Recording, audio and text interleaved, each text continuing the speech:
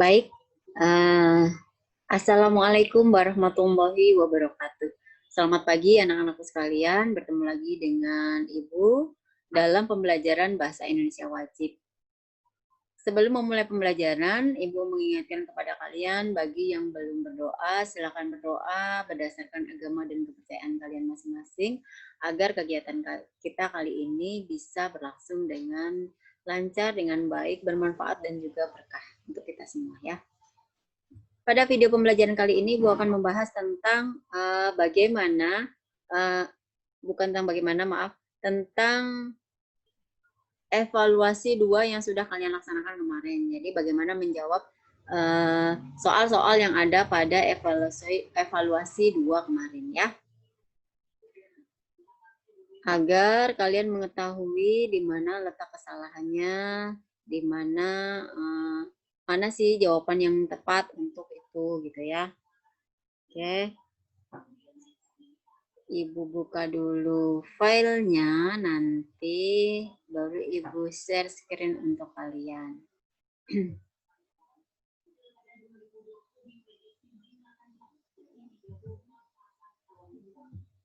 Sebentar ya, sabar ya.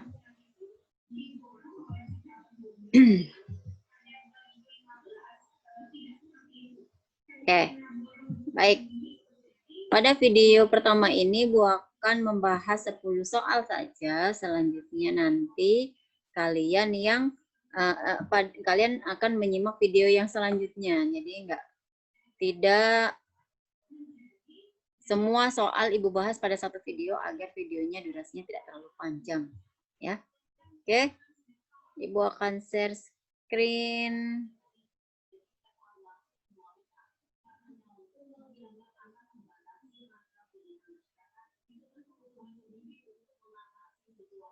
Sebentar, di mana? Nah, Ibu akan share screen ininya ya. Nah, soalnya mulai dari atas. Oke. Yang pertama, padatnya jadwal pelajaran di sekolah menyebabkan aktivitas siswa untuk belajar tari tradisional di luar jam sekolah menjadi semakin sulit. Meski demikian, tari remo merupakan salah satu ikon produk seni dan budaya Jawa Timur masih diminati anak-anak untuk belajar tari remo, kata Dini Ariati, pemimpin Sanggar Tari Remo Laboratorium Remo. Di sela-sela pembukaan festival budaya di Surabaya Kamis kemarin. Pertanyaannya bagaimana Bu? Kemarin yang ditanyakan sama Grace ya. Ini bagaimana pertanyaannya adalah judul yang paling tepat untuk teks tersebut adalah apa? Judul yang paling tepat adalah tari remo masih diminati oleh anak-anak. Ya, jadi tari remo sebagai seni budaya Jawa Timur itu masih diminati oleh anak-anak. Itu jawabannya. Ibu langsung jawab-jawab saja kenapa agar video atau durasi video kita Ibu ini tidak terlalu panjang ya. Oke, pertanyaan yang kedua, perhatikan teks eksposisi berikut. Buku sejarah banyak yang mencatat bahwa Perang Dunia II dimulai karena Jerman menyerang Polandia pada tanggal 1 September 1939. Sumber-sumber konvensional menyalahkan pihak Jerman yang memulai perang yang paling mematikan sepanjang sejarah ini. Akan tetapi, tahukah Anda jika Jerman hanya melindungi warganya dari penyiksaan yang dilakukan warga Polandia pada bulan April tahun 1939? Kita dan dunia bahkan tidak tahu bahwa ada laporan yang menceritakan terjadi penganiayaan warga di Jerman di perbatasan Danzig tanggal 13 April tahun yang sama. Ada banyak laporan penganiayaan, pengusiran, dan pembunuhan terhadap warga Jerman di seluruh wilayah Polandia. Data-data tersebut membuat saya berkesimpulan bahwa Jerman melancarkan serangan hanya untuk melindungi warga dan mengamankan wilayah mereka. Nah, dari teks tersebut yang ditanyakan adalah pronomina yang digunakan dalam teks di atas adalah sebagai berikut kecuali. Apa pronomina? Pronomina adalah kata ganti orang, ya, kata ganti orang. Di sini dikatakan ada Anda.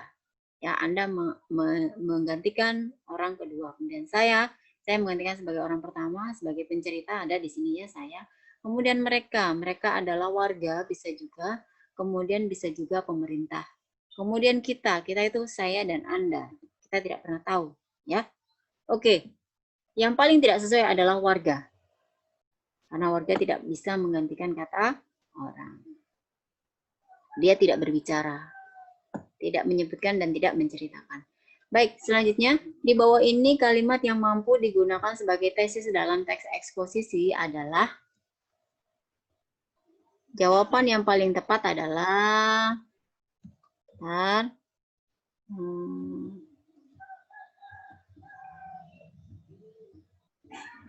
Ibu langsung jawab saja ya. Di bawah ini kalimat yang paling mampu digunakan sebagai tesis adalah, maksudnya kalimat-kalimat yang memang berbentuk opini dan bukan fakta. Kenapa? Karena tesis itu masih berupa opini yang harus dibuktikan kebenarannya, ya. Oke, jawaban yang paling tepat adalah, selain konflik, salah satu yang dapat memicu perang adalah kebutuhan akan sumber daya alam. Itu jawaban yang paling tepat ya untuk teks yang di atas. Kenapa? Karena pada kalimat selanjutnya menurut John Rosa, dan selanjutnya Candi merupakan, dan selanjutnya DNA Edit, dan menurut pakar geologi, ini semuanya adalah kalimat-kalimat fakta atau benar-benar sudah terjadi, ya. Kalau yang pada kalimat yang Ibu sebutkan ini sebagai jawaban, ini belum terjadi. Dia hanya mengatakan bahwa selain konflik, salah satu sebab yang dapat memicu perang adalah kebutuhan akan sumber daya alam. Jadi ini belum terjadi, jadi masih opini, masih pendapat. Pada nomor selanjutnya,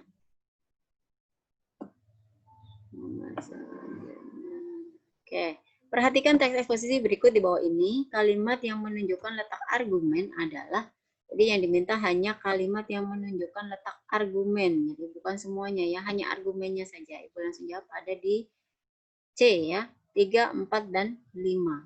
3, salah satu contoh yang pernah penulis temukan adalah mengenai perbedaan struktur bahasa Jerman dengan bahasa Indonesia.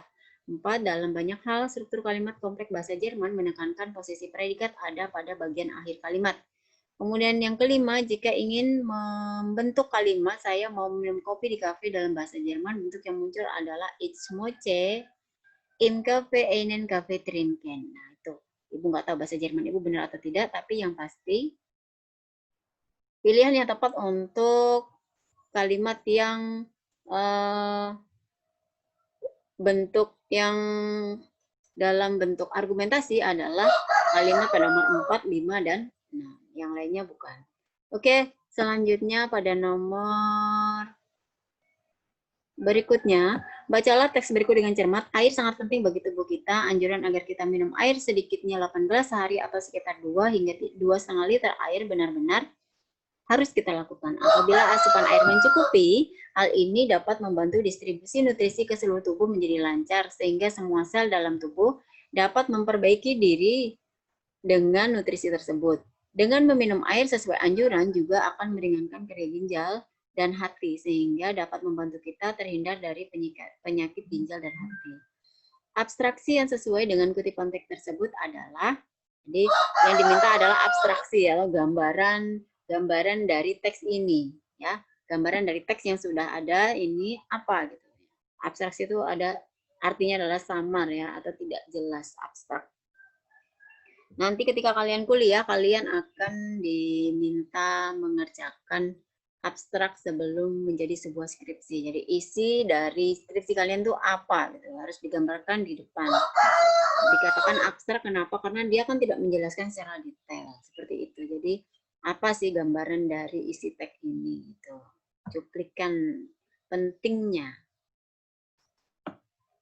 Jawabannya adalah air sangat penting bagi tubuh kita. Kita perlu minum 8 gelas sehari untuk membantu distribusi nutrisi ke seluruh tubuh, serta membantu mencegah penyakit ginjal dan hati. Jadi ada pada opsi B kalau berdasarkan urutan ini ya. Selanjutnya, dengan teks yang sama, pertanyaannya salah satu kutipan bentuk dialog yang sesuai dengan teks tersebut di atas, teks eksposisi di atas adalah, jadi yang diminta adalah mana bagian yang sesuai tapi dalam bentuk dialog. Jawaban yang paling tepat adalah pada opsi D kalau berdasarkan urutan ya, tapi yang penting isinya di sini siswa mengatakan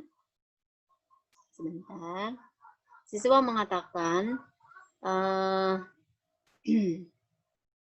Mengapa air sangat penting bagi tubuh kita? Tuh, dia bertanya.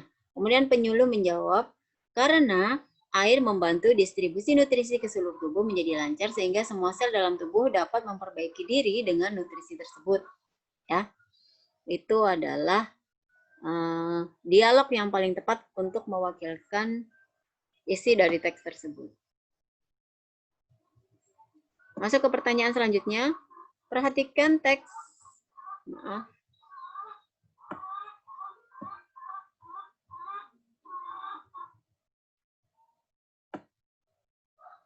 Perhatikan teks berikut.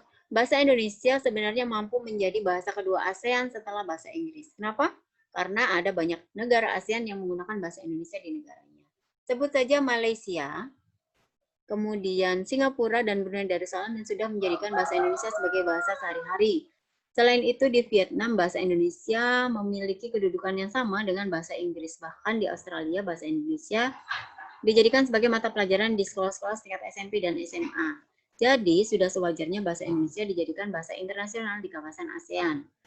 Pertanyaannya, kata hubung yang digunakan sebagai penanda penegasan ulang tesis dalam teks eksposisi di atas adalah jadi. Ya, jadi penghubung antara kalimat yang pertama dengan kalimat yang kedua atau kalimat yang pertama dengan kalimat selanjutnya adalah jadi. Di sini nih posisinya. Sekolah-sekolah tingkat SMP dan SMA titik jadi sudah sewajarnya bahwa bahasa Indonesia dijadikan sebagai bahasa internasional di kawasan ASEAN. Ya, jawaban yang paling tepat adalah jadi. Nomor selanjutnya,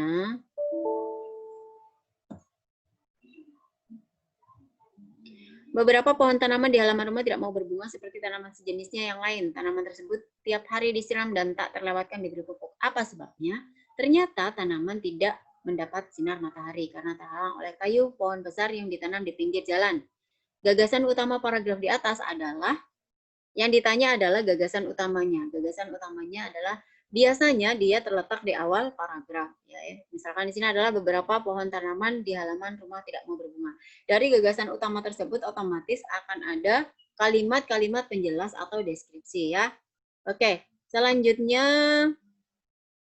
bacalah paragraf berikut dengan seksama. Tenaga kerja yang menjadi andalan pada masa pembangunan ini adalah tenaga kerja yang memiliki profesionalisme, mandiri, dan kreatif. Namun kenyataannya, perbandingan penawaran tenaga kerja lebih besar daripada lapangan kerja yang tersedia. Seharusnya sejak pendidikan formal di SD, anak-anak sudah diarahkan titik. Artinya apa? Kita diminta untuk melanjutkan kalimat tersebut. Nah, kalimat yang tepat untuk melanjutkan paragraf di atas adalah kalimat yang mana? Nah, jawabannya benar adalah pada kalimat yang kedua ini ya. Di opsinya itu. Kalimat yang kedua. Jadi isinya adalah untuk menjadi manusia terampil, ahli di bidangnya, dan mampu menciptakan lapangan kerja baru sehingga mereka menjadi manusia yang mandiri. Jadi benar-benar sejak dini sudah diajarkan untuk menjadi manusia yang mandiri. Itu adalah kalimat yang paling tepat untuk melanjutkan paragraf yang disebutkan tersebut. Selanjutnya, nomor berapa ya ini ya? Sudah ya.